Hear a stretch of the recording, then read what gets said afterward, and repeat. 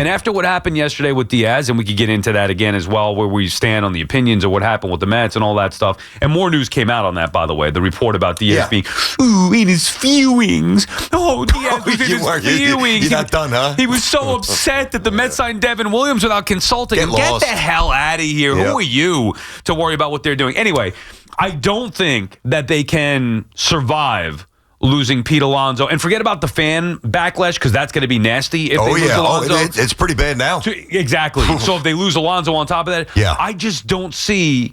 I can excuse getting better without Diaz. I can excuse, obviously, the Nimmo stuff. I still believe the Mets are going to build a good team. I don't know how you could say that they would be definitively better on paper going into the year without Pete Alonso. Understood. Either way, I think the Mets are going to be better next year. No, even not knowing if Pete's coming back, and I still think he's not going to come back. I think somebody's going to go 5 or 6 years. I heard Boomer saying this morning that he thinks that this opens up the door big time for Pete. I think that that's nuts. I don't as far as what? Meaning that like the Mets will cave or, get 5 or 6 years. It's not going to change. See, my read on the situation is this. I'm going to focus on Stearns for a second. And I just said, and I believe this, that there is really a very clear path for the Mets to be better next year than they were last year. That's not that hard. They were barely a 500 team. Right. But I don't think that all hope is lost. I understand there's some despondency right now with Met fans. The emotional meter is ticking because you lost Diaz. You think you might lose Pete. You lost Nimmo. Understood. All these things we've unpacked. Here's my take. So we are going to learn a lot about David Stearns because you've been on this. Others have reported this. The industry innuendo, hard line, 3 years, Pete. Mets will not deviate from that. They don't want to go more than 3 years for Pete. If we see a situation, which I don't think we will, but if we do, if Pete gets 5 years or 6 years from the Mets, well, then that tells me one of two things. Number one, the owner jumped in, and that's not good. Right. Or Stearns is flimsy, and that's not good. Because if you have a hard line on a guy who has a lot of assets, clearly Pete's very good at certain things, but also deficient at other things. If you've established that line in your mind as you want to build out these Mets moving forward, and because the fans are unhappy, you acquiesce and you get off that stance, which is a pretty hard stance from what everybody's saying, then that tells me that you really aren't convicted in what you're doing. And if you are convicted, even if you are and you want to do it, you allow public sentiment to change that. And that's not how you run a team. I agree, but I also firmly believe Pete Alonso makes them better and is the best option for a power bat available. Where are they getting one? Now, could there be a trade that I'm not thinking of? Not one of the names that have been rumored to be available via trade is a potential power bat to replace Pete Alonso. There's not many. Not one other free agent. I mean, the only argument you can make, and I said this on Baseball Night in New York on SNY yesterday at 6 p.m., Monday through Friday, the only argument you can make is Kyle Tucker being that type impact bat. Did you see some of the stuff that came out about him yesterday, too? No. About his work ethic? No. That he doesn't really necessarily love the game? Dude, I'm not committing $400 million to Kyle Tucker if that's an issue. I've cooled on him a little bit. Last year I was all over it. I've cooled a little bit. We'll see what the market says for him. But outside of that type of bat, and even he is not going to be the power bat, but at least that's the biggest impact bat that would be available outside of Pete. So I'm not saying Cohen should jump in. He shouldn't. I'm not saying Stearns should bend off his beliefs. He should not.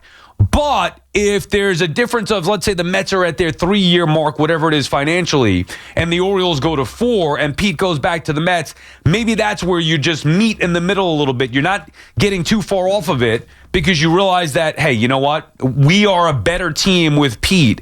And if we have to give in, hey, Yankees had to give an 8th year to Fried. They didn't want to do that. They had to do it. The Mets didn't want to give Soto 15 years, but they had to do it if you want the player. 15, if you really want Pete back, and I believe that they do, I'm not saying you got to go nuts and go overboard, but at some point, you are going to have to expand beyond your boundaries if you want to make this team better. Otherwise, you better have some plan up your sleeve to make them better if they lose Alonso. Well, yeah, I'm not trying to twist the where it is right now. Right now, the Mets are a 75 wins. Actually, the Mets might be less than that because their rotation still stinks.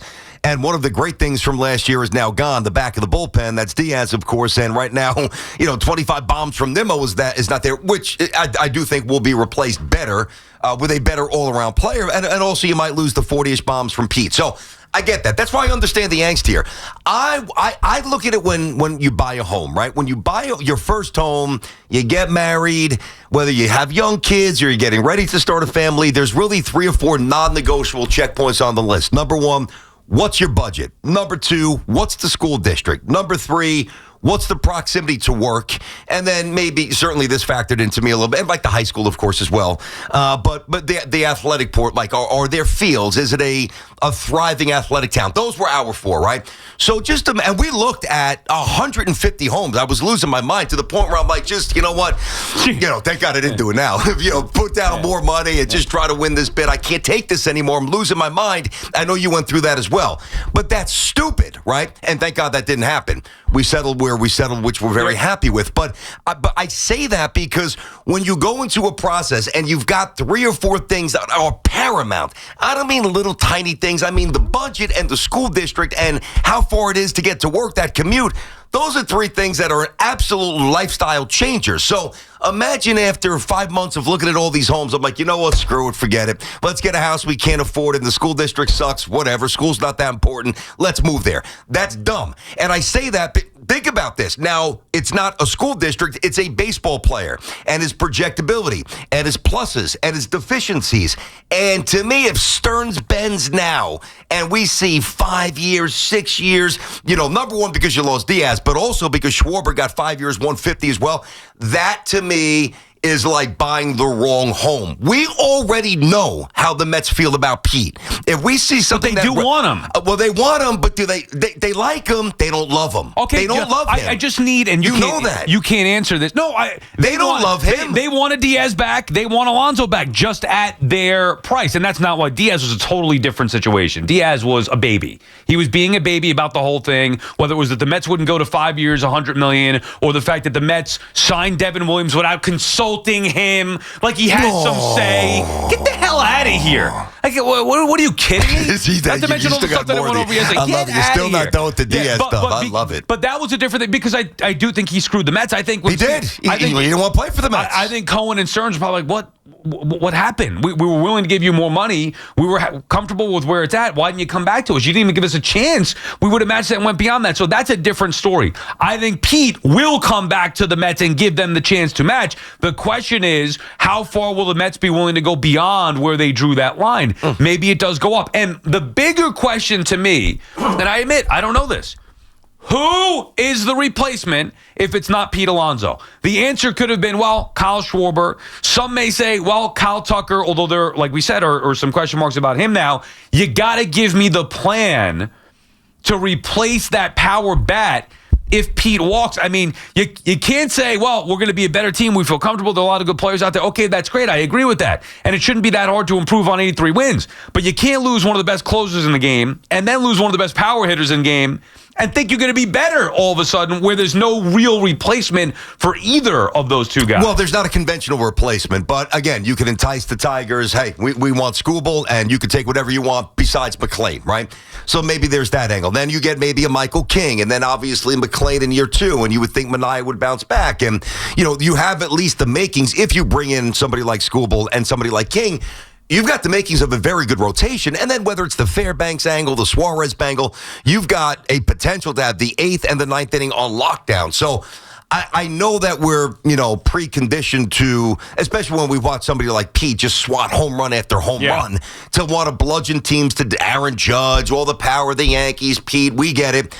But there's different ways to win, number 1. Number 2, back to the like versus love thing, right?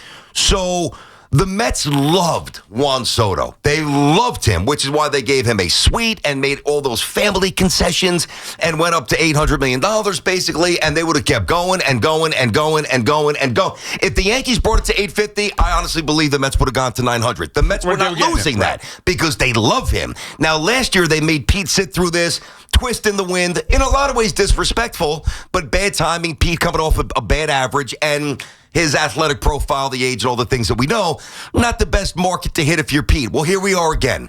We know how they felt about him last year. We know how they feel about him now.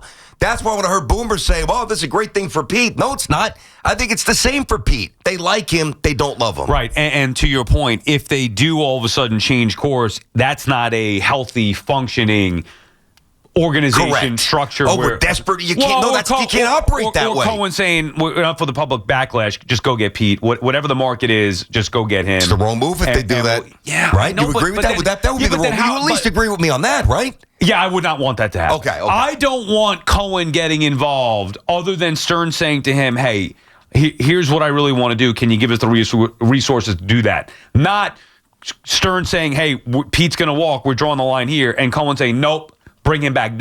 I don't want that. I want to see what Stearns can do. Everybody's ripping Stearns. Everybody's blaming David Stearns here. I want to see what he can do building his own team. I think he's putting his you-know-what on the table and taking some risks here. We'll see how big they are. Well, eventually. I like that, but you gotta actually win.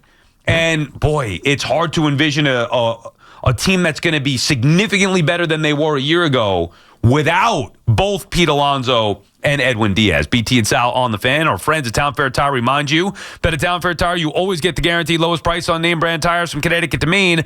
Nobody beats Town Fair Tire. Nobody. Ray is in Shirley starting us off. What's up, Ray? What's going on, fellas? Hope all is well today. Sal, BT, you said it on my show 2 weeks ago. You didn't think they would both be back in regard to Diaz and Alonso, but nobody saw him go into the Dodgers. I will say this. 3 years in a row now, Sal, Yamamoto, Hernandez, and now Diaz, we've gotten taken to task by the Los Angeles Dodgers. We got to remember where David Stearns comes from. In Milwaukee, he's the guy that traded away the talent, the Josh Haders, the Corbin Burns. He's not used to acquiring the talent. And I got a feeling that all these changes are rubbing guys the wrong way. Adam Ottavino had that report that he spoke about just a couple weeks ago, how players were furious in the way that Carlos Mendoza was handling the bullpen. Look, it's not all his fault. The starting pitching has failed. But David Stearns, who I've been a staunch supporter of, is starting to waver amongst the fan base. And we all know what happens when the fans turn on this team. Steve Cohen wants 3 million people in the seats again next year. You better make big moves. I'm not saying it's too late, but it's very nerve-wracking when I'm sitting here and every... BT said that, you said this yesterday, BT, and I think it was perfect. Do you trust Steve Cohen? Do you think David, or do you trust Steve Cohen's going to give the resource? I forget exactly. Do you think Cohen's cheap? No. No. Do you think Stearns is smart? Yes. So I do fundamentally, Ray, trust, and thank you for the call, trust both those two things. The question is, what are the moves out there? It's easy for us to just see Kyle Tucker and Cody Bellinger and Pete Alonso. Yeah, just regurgitate the names. I hear you. Okay, but they have to be smarter than just that and doing the research on players available. Stearns knows they're not going to show up with a team that we're going to be like, what the hell is this? But it does seem harder to justify minus Pete Alonso now. They already traded Nimmo. Good. That was a good thing. Losing Diaz, not very good. Not their fault necessarily, but not. There were some people saying like, oh, they should have offered a big offer from the beginning. No, that would be stupid. Why would they give him 5 years, $100 million when they only got $369? They were right there. He didn't want to be here for whatever his personal reasons. Okay, there's really nothing you could do but move on. Same thing with the Yankees with Soto last year. He didn't want to be there. Okay, move on. That's you got to move on and build a team. Got to move on. I just don't know where you're getting that power. Do you think that Lindor and Soto are enough power in that lineup to carry the Mets? No, absolutely not. No way. So you need at least one more power back. I think you get 18 to 20 from Beatty. And you know, if Alvarez can ever, I mean, those are big ifs. Those are big ifs. You could bring in Bellinger. Like, if the Mets didn't get Pete, I would bet anything that they're going to get Bellinger. They're not going to come away empty-handed. I can't imagine the options are dwindling. By the way, nice job, Ray, starting off the show. He's got a good Mets pod, which I was on a couple of weeks ago. As you guys want to check it out, it's called the Mets Cast Pod. Massive Mets guy, fun. Okay. I had a good time. So nice to get Ray on the show. I know he's called us a bunch of times. Hoff jumped on too. He did. Yeah, he told me that. I said, wow, you must have been desperate that night. Listen, the bottom line is this, Sal. The options are dwindling.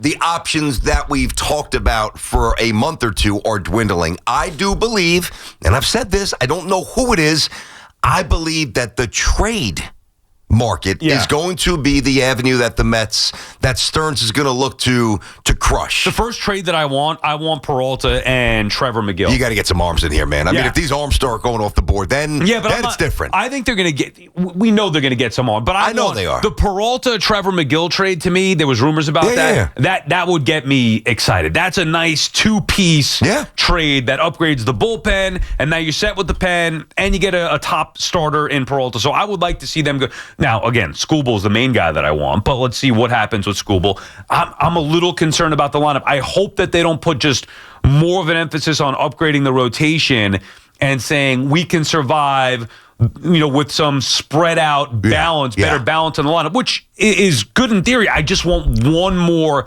big bat along with Lindor and Soto. No, they need that. There's no doubt. I'm not going to push back on that. Guys, you need to understand when Stearns was hired, right?